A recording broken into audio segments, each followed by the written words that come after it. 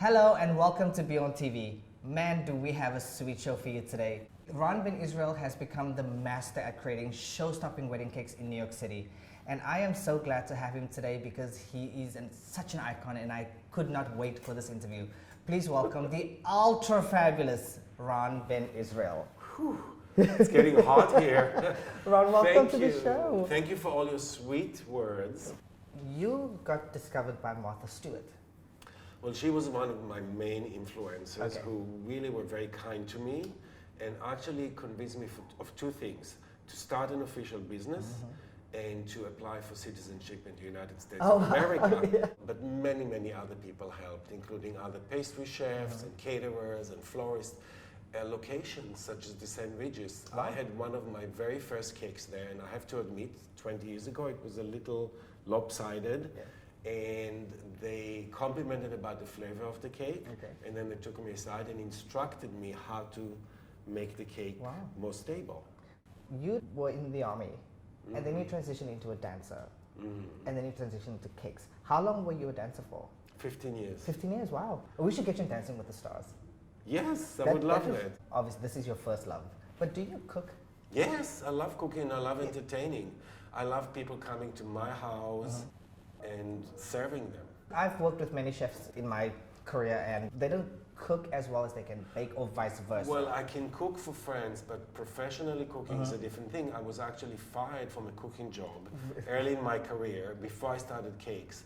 And the chef said, you know, every plate you send out is perfect, but it takes too long for the guest to be served. Gotcha. So maybe you should consider a different direction in the food industry.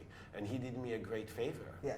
Now, with you being involved in cakes, has there ever been a dessert that you came across that you did not like? Well, I am not a food snob. I can eat Cool Whip out of the can.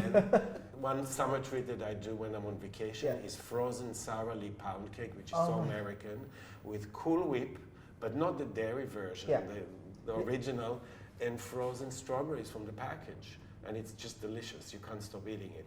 So, Ron, where do you draw your inspiration from for your clients? You know, I'm glad you mentioned the word inspiration because without that we will really be nothing. Yeah. Inspiration is a huge word for me because I also don't respect the term self-taught. Even if you didn't go to official pastry school. I did not go to a culinary school officially. I learned so much from other people. Wow. And that means that I was exposed to inspiration. And my teachers showed me a way to continue teaching myself. Yeah. So inspiration is all around us, especially in New York City. It's fabulous. You walk from one neighborhood to another, so many store windows and businesses. We are located for the past 3.5 years inside the garment district of New York City. So all the shops here features buttons and zippers and ribbons and fabrics. It's just amazing. And a lot of the fashion designers, especially the bridal industry, is here. So I can visit my colleagues and get inspired by the dresses, by the fabrics. Also tablecloths and napkins, all this wonderful fabricy things. But we have great inspiration by the graphics, invitations, wax seals, even stamps. The texture of the paper could influence itself on the cake. And what about the flowers? Not only I love making sugar flowers, just the choices that the bride and groom made for the colors could influence the cake. And then, of course, you have the venue, whether it's a downtown chic hotel or an old-style mansion in the Upper East Side, a country barn wedding as opposed to a chic loft. So all those differences influence the cake. We never lack for inspiration. And ultimately, the personality of the couple. One of the things that I admire most about you is your ability to pay it forward. And you have these amazing workshops within your bakery. How did that come about? I think that's the dancing background because we always teach each other, we practice together, rehearse, coach, and I always found myself in a teaching position. So when it started with cakes, I had to repeat in my own mind the process, sort of teaching myself and honing that. Then I started getting assistance, and like a lot of things in my career, things happen naturally. I was asked to start demonstrating at what was then the French Culinary Institute, which was around the corner from my bakery studio in Soho. So then I started teaching, then they asked me to revise the curriculum and include sugar flowers, which nobody was teaching in a culinary school at that point, and then I became a teacher, and I still do. So working with the students, I started getting assistants and interns from there. So it's just very integral to my understanding. When you do have students, do some of them end up working for you, or do some of them go on their own? When we have an opening, we would hire from the groups of students and interns. And sometimes I would go back, and somebody who graduated years ago, if they're available, will come back. Sometimes as a guest artist, sometimes as a permanent fixture. Is there any celebrities who you'd like to make a wedding cake for?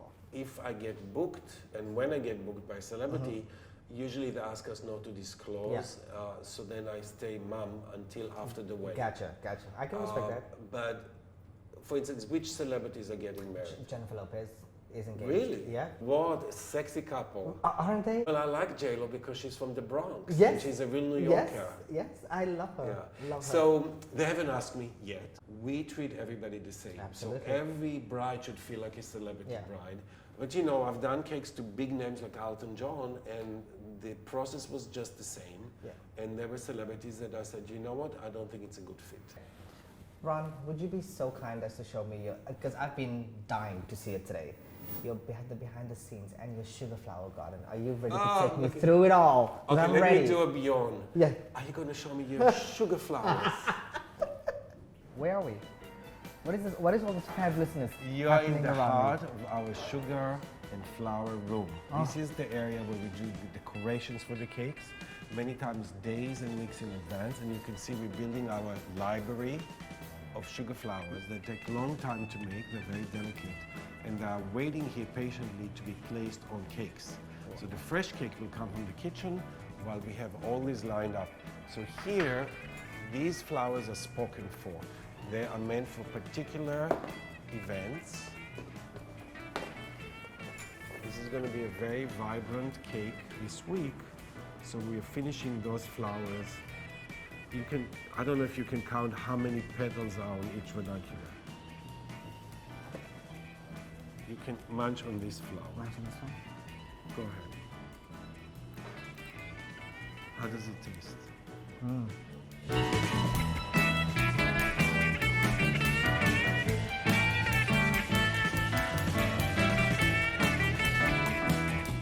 This is Brittany fabulous. is adding, she did all those white stem roses, and now she's adding the calyxes. Wow. So she's cutting one by one. These are going to be placed on the cake later on. Can you see the details? Real pieces of lace that were imprinted in silicone, and then you can get all those details. So you can see racks and racks of sugar flowers being dried. And it's not all about flowers. Sometimes we have golden bubbles that are hovering over the decoration. Now, is this sugar as well? Yes, we roll them one by one by one.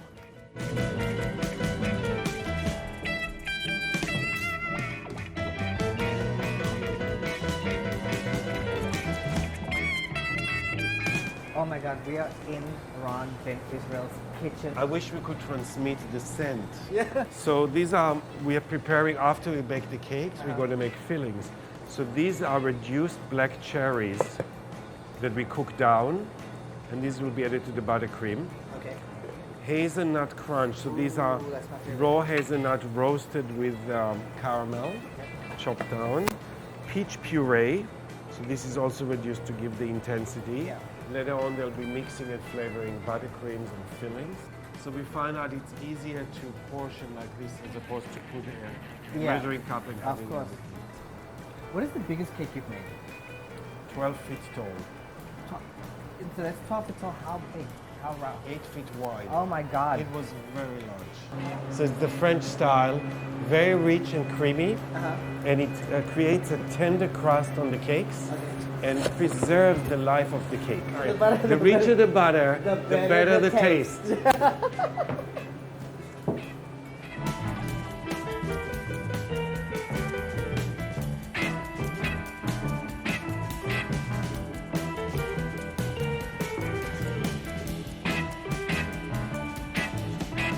So, unfortunately, we have come to the end of our sweet journey with the fabulous Ron Ben Israel. Ron, I want to thank you from the bottom of my heart for being a part of our show. Thank you, but show me how appreciative you are. Mwah. Thank you. For more information about Ron Ben Israel and all of his fabulous cakes, please visit www.weddingcakes.com. And for more information about this episode, you can visit bonbon-israel.com. Thank you so much. BjornTV.com. BjornTV.com. bonbon-israel.com. Thank you so much. We'll see you next time. Bye-bye.